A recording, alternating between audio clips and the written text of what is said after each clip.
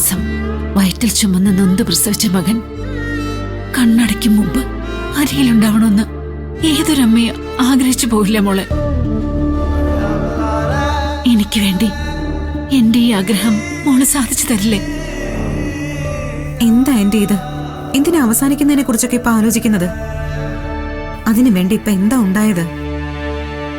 ഒന്നും സംഭവിക്കില്ല.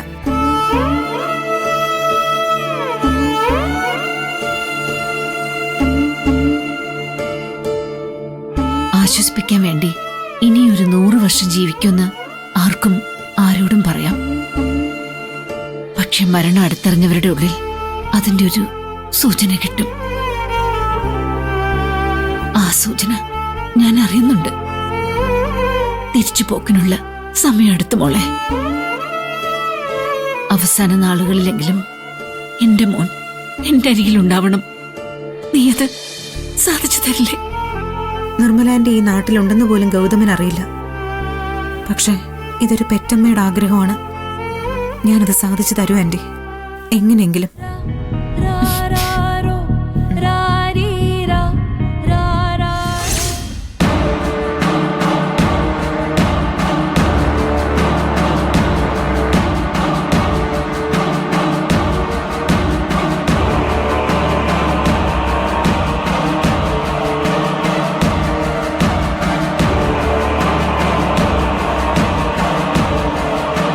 ഇനി അവസാന നിമിഷം കാണാം ഭൈരവമ്മയുടെ തീരുമാനം മാറി കാണുമോ അമ്മേ?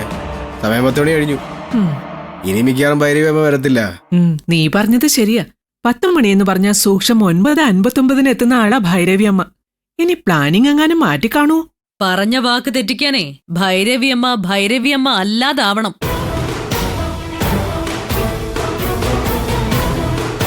വരുന്ന വഴിക്ക് ഇതിനിടയ്ക്ക് 5 തവണയെങ്കിലും ഭൈരവിയമ്മ എന്നെ വിളിച്ചിട്ടുണ്ട്.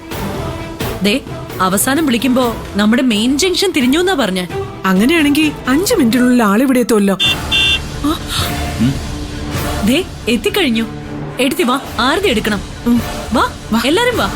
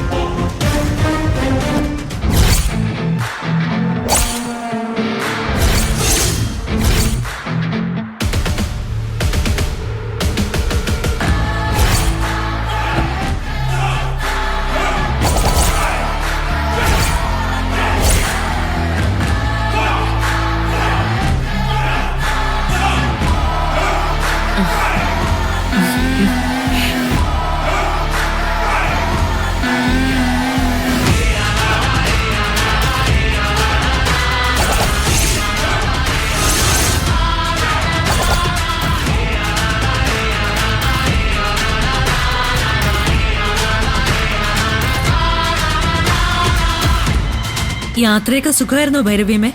സുഖമായിരുന്നു എന്ന് പറയാൻ ഫ്ലൈറ്റിലൊന്നും അല്ലല്ലോ ഞാൻ വന്നത്. നമ്മുടെ റോഡല്ലേ, അതിൻ്റെതായ ക്ലേശമുണ്ട്. ഭൈരവിയമ്മ വരുന്നു എന്നറിഞ്ഞപ്പോ മുതല് ഇവിടെ എല്ലാവർക്കും എന്തൊരു ഉത്സാഹാന്നറിയോ. രാവിലെ തൊട്ട് വരവും കാത്തിരിക്കുക എല്ലാവരും. എടുത്തി ഭൈരവിയമ്മയെ വന്ന കാലിൽ തന്നെ ഇങ്ങനെ നിർത്താതെ ആരതി ഒഴിഞ്ഞ് അകത്തേക്ക് കയറ്റ്. വസു, നീ ഇതൊന്ന് തിരികൊളുത്തി. ആ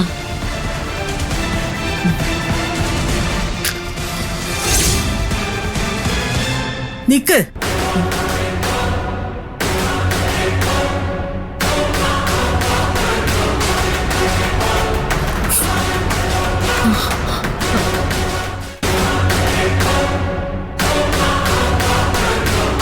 ഈശ്വരമംഗലം കുടുംബത്തിന്റെ തായ് വഴി അവകാശിയാണ്.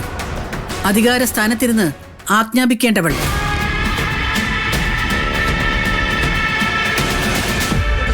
നീയാണോ വസുന്ധരെ എന്നെ ആരതി ഒഴിഞ്ഞ് സ്വീകരിക്കാൻ ദീപം തെളിയിക്കേണ്ടത്?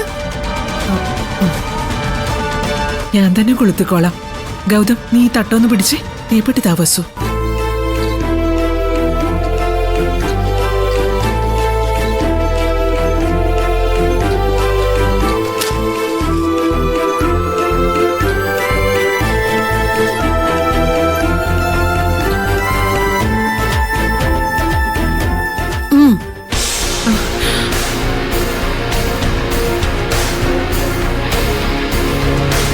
നിങ്ങൾക്കൊക്കെ എന്താ പറ്റിയത്? ഇളം തലമുറയിലെ മരുമകൾ ചെയ്യേണ്ടതൊക്കെ മുറ തെറ്റിച്ച് ഏറ്റെടുത്ത് ചെയ്യാൻ തുടങ്ങിയോ ഇവിടെ?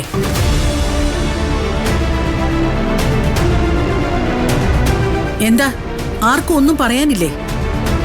പ്രണവിന്റെ ഭാര്യയുടെ കാര്യം ഞാൻ നേരത്തെ പറഞ്ഞതാണല്ലോ ഭൈരവിയമ്മേ. അതങ്ങനെ അങ്ങ് സംഭവിച്ചു പോയി. സംഭവിച്ചതല്ലല്ലോ, വരുത്തിവെച്ച വിനയെന്നല്ലേ അതിനെ പറയേണ്ടത്. തറവാടിന്റെ പേര് കളഞ്ഞു കുളിക്കാനായി ഓരോരോ സന്തതികൾ പിറന്നോളും.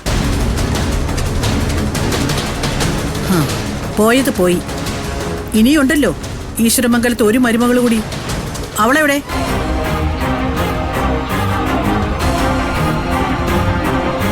ഞാൻ വരുമ്പോ ഇവിടെ എല്ലാവരും ഉണ്ടാവണമെന്ന് പറഞ്ഞതല്ലേ വസുന്ധരെ? എന്നിട്ട് അവളെവിടെ? നിധി ഒരു ഗൗതം, വേണ്ട, ഞാൻ പറഞ്ഞോളാം. അനിഷ്ടമൊന്നും തോന്നരുത്.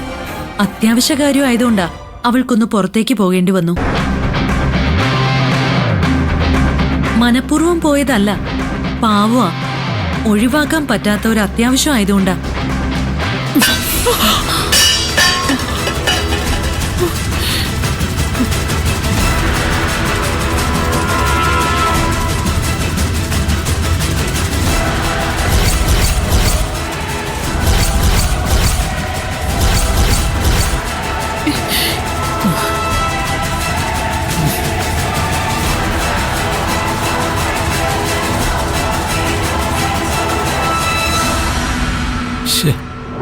വാ.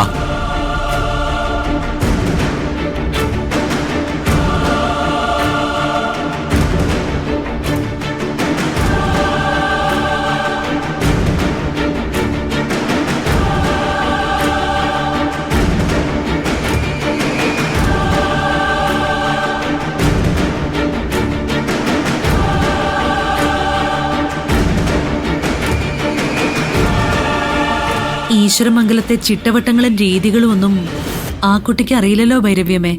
അതുകൊണ്ട് പോയതാ. പിന്നെ നീ എന്തിനാ ഇവിടെ നിൽക്കുന്നേ? ചിട്ടവട്ടങ്ങൾ അറിയാത്തവരെയും അതിനൊപ്പം ജീവിക്കാൻ പ്രാപ്തിയില്ലാത്തവരെയും മരുമകളെന്നും പറഞ്ഞ് എഴുന്നള്ളിച്ച എല്ലാം പറഞ്ഞ് പഠിപ്പിക്കാനുള്ള ഒരു ഉത്തരവാദിത്തം എഴുന്നള്ളിച്ചവർക്ക് തന്നെ ഉണ്ടാവേണ്ടതല്ലേ വസുന്ധരെ?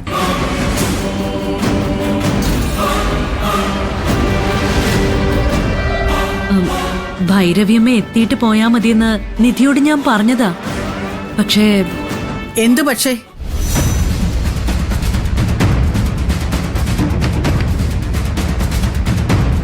പറഞ്ഞിട്ട് അനുസരിച്ചില്ല അല്ലേ?